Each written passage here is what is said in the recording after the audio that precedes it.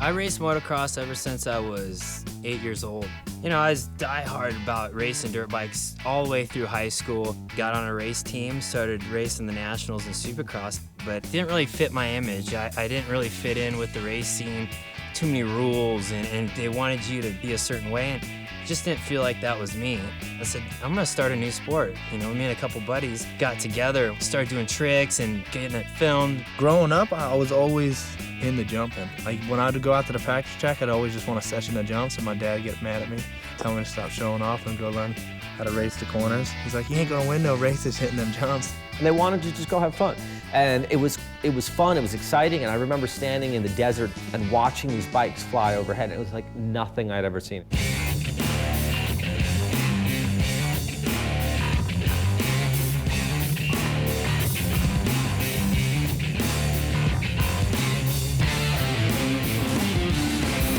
I thought they were gonna kill themselves. It was so perfect because it just was a sport built on character image, and that's what we were all about. We weren't a number, we were actually a person, you know, and that's what we really wanted to stress in freestyle. At the center of the emerging freestyle movement was a group of riders known as the Metal Mulisha. Founders Brian Deegan and Larry Linkogle were joined early on by Ronnie Feist and Jeremy Stenberg. It was a group of guys with no rules and a lot of points to prove, and we were out to make a name fast. The more jacked up you could be, the more people we'd piss off, we thought it was funny. Like, we would just do stupid stuff because it would entertain us. They always had the reputation of, you know, destruction and mayhem, and it was sweet. It was a whole different deal. Like, it wasn't the dorky Poindexter racer image. I think we got off on the wrong foot with a lot of people.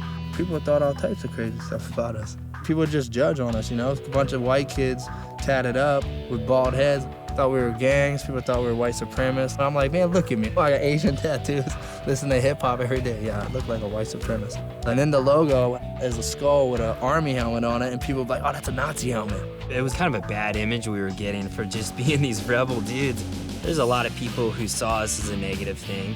We were so tight, though, it didn't really matter to us. All we cared about was our group, and we backed it up with results. You know, that's the thing. We weren't just out there talking. We were winning events.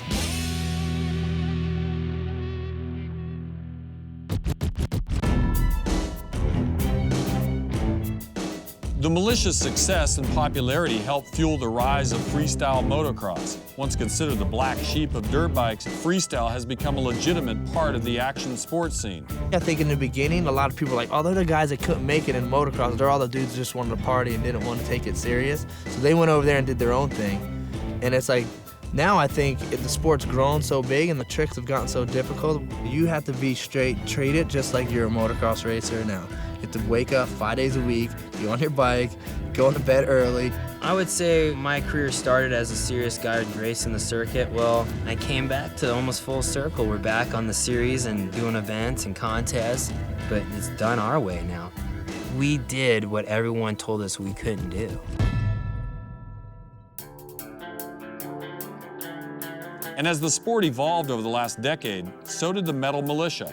Things started to change with the Mulisha, I think, when people started making some real money with riding freestyle and having more people involved than just yourself. And mainly started changing when dudes started having kids and growing up. You know, you gotta grow up sometime. You can't just be a punk forever. People say, oh yeah, you sold out. I'm like, all right, we're not hardcore anymore. Well, doing backflips on a dirt bike all day long with your boys, that's pretty hardcore to me. The average hardcore dude is kind of like the rebel dude who gets in fights and does drugs and parties and that. That's easy. That stuff's easy to do. Being hardcore is committing yourself to a sport and being the best. Now it's real. It's like back then everybody was just kind of running wild, doing whatever they wanted, and everyone's finding themselves. I think now everyone's grown up and everyone's comfortable with themselves and respects each other. I think Metal Mulisha is a bigger movement than a lot of the Metal Mulisha guys realize. We pretty much are the most known group in action sports, so I think we're making a pretty big dent, and it is pretty prestigious to be in our group now.